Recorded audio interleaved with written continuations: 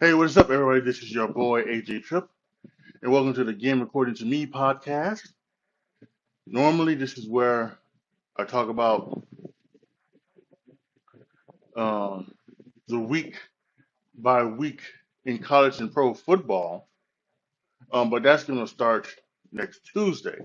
Today, we are doing we are looking back at the week in college football and previewing the next week, but we are also ended up doing the NFL preview. So, where I talk about everything. Well, I give you my predictions on what happened, who's going to win what is it going to be the divisions, all of those things. I use playoffpredictors.com to help me out with it, and I think it's funny. Doing it just a minute ago, surprisingly, we have a surprising number one seed in the NFC, and we'll get to that, in a little later. But yeah, and then I also will give you my my winners for the awards, Coach of the Year, Rookie of the Year, yada yada yada, all those things, MVP. But to start off with college football, and we're gonna start off this past weekend. This is officially week one. We had the week zero stuff happening earlier in back on August 26th, but this is week one finally, and we had some very obviously some tremendous blowouts because most teams start off with tomato cans, but there was one team that didn't start off with a tomato can, and maybe they should have started off with a tomato can. But let's go to let's talk about how it goes. And by the way, some of you may want to know, what do I do? Well, I usually go to just the NCAA football scores, and it's the top 25 usually. That's why I don't go into, because there are so many games. I don't go into some of the other games, but the top 25 games are usually the ones that I talk about. So let's start off with Oklahoma, ranked 18th, took on Arkansas State 73-0. Tomato can. Yada, yada. You can't tell anything from that game. Tennessee took on Virginia 49-13. Michigan took on East Carolina without Jim Harbaugh. They even did some formations where they did like a four formation and things like that. So whatever. But they beat East Carolina 30-3. Mercer lost to Mississippi 73-7. Oregon State beat Portland State 81-7. Wisconsin beat Buffalo 38-17. Texas beat Rice 37-10. Notre Dame, for the first time ever, Notre Dame faced an FCS school, Tennessee State, coached by Eddie George, and they routed them 56-3. As a Notre Dame fan, I am kind of disappointed that they went ahead and scheduled an FCS team, because that was like something to be proud of. Like Notre Dame, we don't fight tomato cans, right? We make a schedule to do this. Now, over the past years, we've kind of gone away from some of those things. We don't face everybody, but we start having teams like playing Tulsa and playing San Diego State and some of those other type of teams, which they're FBS schools. They're kind of tomato cans, especially the way we should have been played.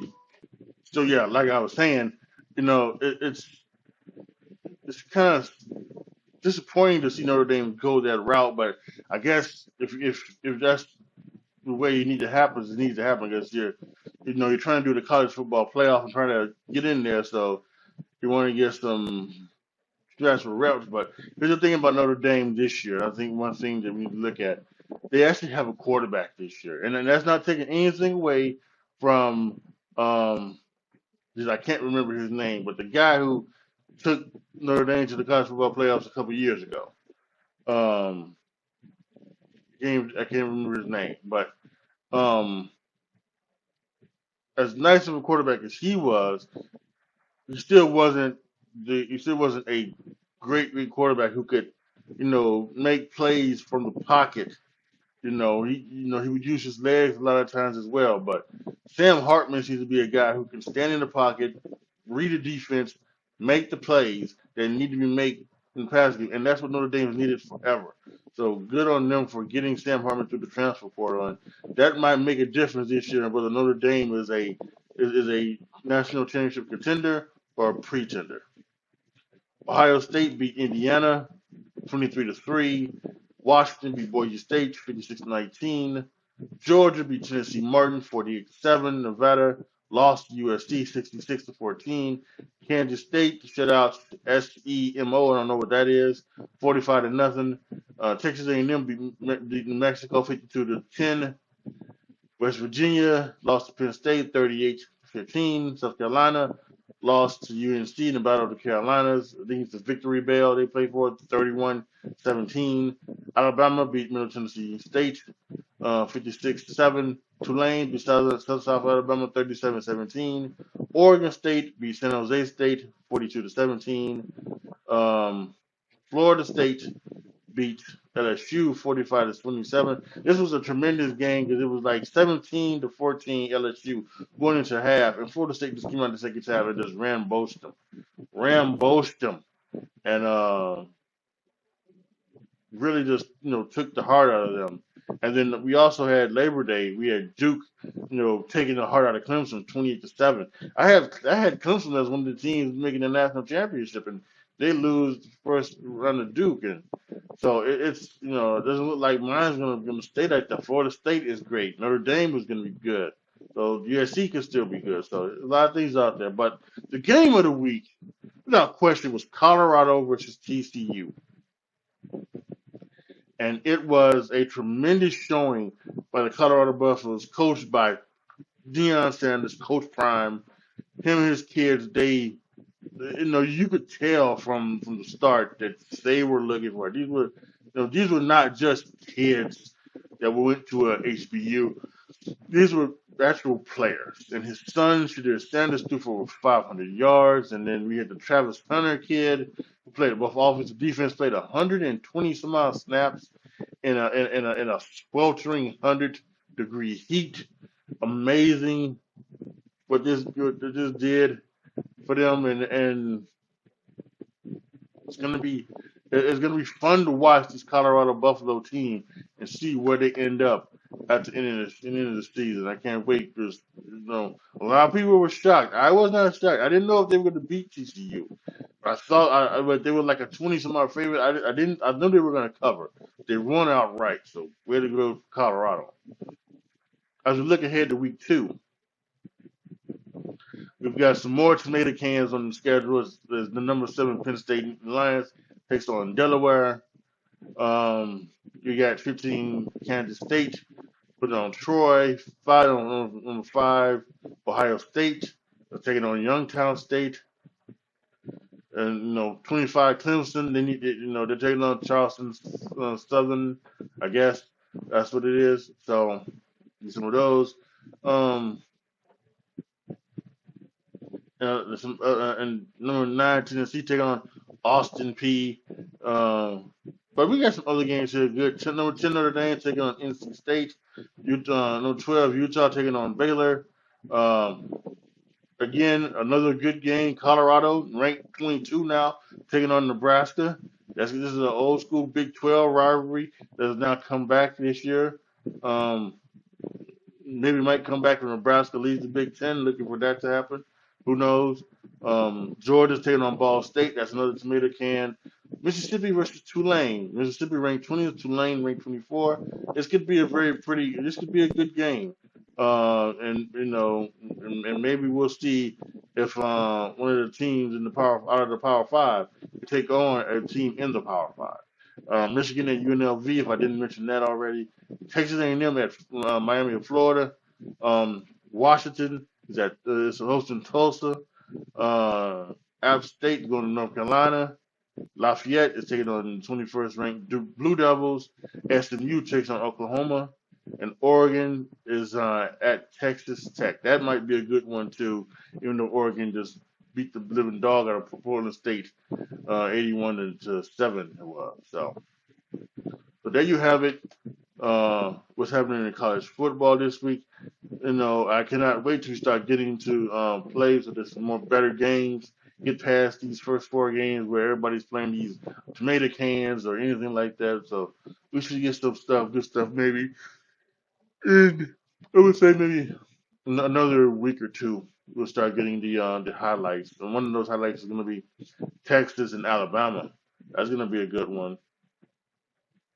And it's Texas and Alabama. Texas, that's oh, actually, yeah, that's actually next week. Okay, so see, they for some reason they have this as another week. I don't know where to put this. So yeah, Texas and Alabama is next week. That's good. Grambling State is going to LSU. Wisconsin is at Washington State. Southern Miss is at Florida State. UC Davis is at Oregon State, and Stanford is at USC. So yeah, I knew Texas and Alabama was coming up. I didn't know. So the way they got this put on the internet is just I don't know, but that's neither here nor there. So yeah, so we got to so that's going to be actually the game of the week next week. So it's coming Saturday. So it's going to be fun to watch as we start settling into college football. And now let's do the preview of the NFL 2023-24 season. As I mentioned earlier, I use playoff predictors, as you see up there in the corner. Um, and I go through each and every week and I select the games. I don't account for injuries. I don't account for anything like that. I just select the games who I think is going to win that week, and I go through all 18 weeks, and and this comes up with everything that's happened here. So and things like this, and they do the whole thing for you. They come up with with the winners and the losers, and they keep the records and everything like that. So let's just go to it. This is the first time I'm well, not the first time. I do these in the past, but in the past I've had to take screenshots of these so that you guys could see it and things like this. But with an upgrade on a computer and things like that, I have now been having the opportunity to do this kind of live. Um, and I hope you guys can see everything and see clearly. We just look over on the left side. There is the AFC. On the right side is the NFC. So we're gonna go through here. As we look down, we just start with the West, the Chiefs, 16-1, the number one overall seed. The Los Angeles Chargers are 11-6, but they're the eighth seed. They just missed the playoffs. They won 11 games and just missed the playoffs. That is something else. The Denver Broncos are 4-13. The 14th, the Raiders are 1-16. They're 16th in the conference. We look at the AFC East. I have the Bills at 14-3. I have the Jets at 13-4. 13-4. I have the Dolphins at 11-6. The Dolphins and the Chargers do play, and I picked the Chargers, the Dolphins, to beat the Chargers in that game, and that's why the Dolphins made it and the Chargers didn't. And then I had the Patriots going 7-10. In the North, I had the Bengals sharing, but they pretty much won it. I think was the tiebreakers. 14-3, and the Steelers are 14-3. Of the Ravens are 9-8, and the Browns are 6-11. In the South, the Jaguars being 12-5, going 6-0 in the division. The Titans 9-8, the Colts 5-12, and the Texans 2-15. That means the Arizona Cardinals are going to have this, and they do the draft order as you can see right here. They do have the draft order, so that's going to be something also to be very, very interesting about. So now let's go over here to the NFC. Like I said, I have a surprising number one seed. The New Orleans Saints are 14-3, 6-0 in the division.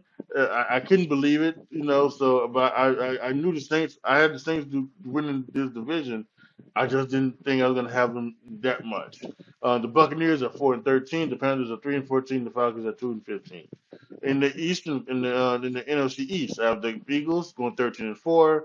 The number two overall seed, and the Cowboys going 10-7, the number 5 seed.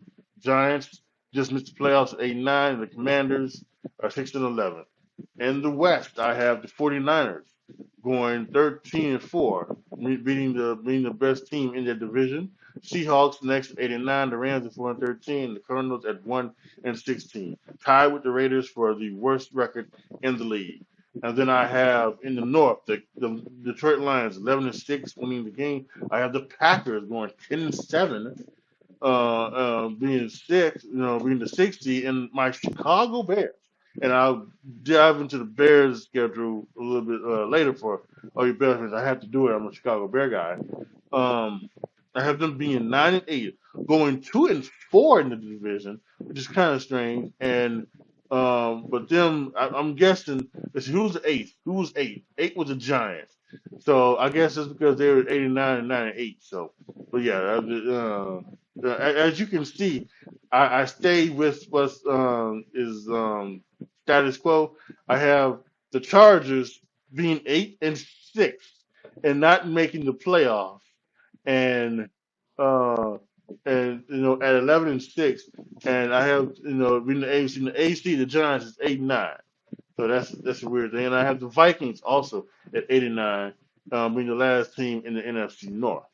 So now, as we scroll down here, we can look at at the brackets. They made the black brackets for us as well. You can see the Jaguars and the Steelers, Bills and the Dolphins, and the Bengals and the Jets are wild card weekend. But the AFC, NFC, the Lions and the Cowboys, the Eagles and the Bears, the Packers and the 49ers. And so as we look at this, we have the Jaguars beat the Steelers. They go to face the Chiefs. The Bills beat the Dolphins, and then the Bengals take on the Bills. It's almost a thing from the exact same thing from last year, isn't it? The Jaguars were at the Chiefs in the divisional round, and the Bengals were at the Bills in the divisional round. Same old story in the AFC. NFC, we got a different story here. The Lions beat the Cowboys. Lions move on, and we have the Eagles and the Bears. Eagles move on. Packers and the 49ers. The 49ers move on. So now we go to the divisional round. The Chiefs beat the Jaguars, and this time I have the Bills beating the Bengals in the divisional round. So the Bills go to the Chiefs. Here we have the Lions upsetting the Saints, moving on to the NFC Championship game, and the Eagles losing to the 49ers. Brock Purdy is not hurt in this game. Defense steps up. Nick Bosa wrecking shop. They go on, and then we have the Lions and the 49ers in the in the National NFC Conference Championship game, excuse me. And then they beat the Lions, the 49ers move on, and then the Chiefs beating the Bills. Once again in the AFC Championship game, going on to the Super Bowl, 49ers and Chiefs, a rematch of a few years ago. Outcomes still the same. Chiefs win. They win the entire thing. Another championship, another Super Bowl MVP for Patrick Mahomes, and it is incredible what those guys are going to do. So there you have it. That's my predictions for that. Let's take a look at the draft order, and as we look, this would be how the draft order would go.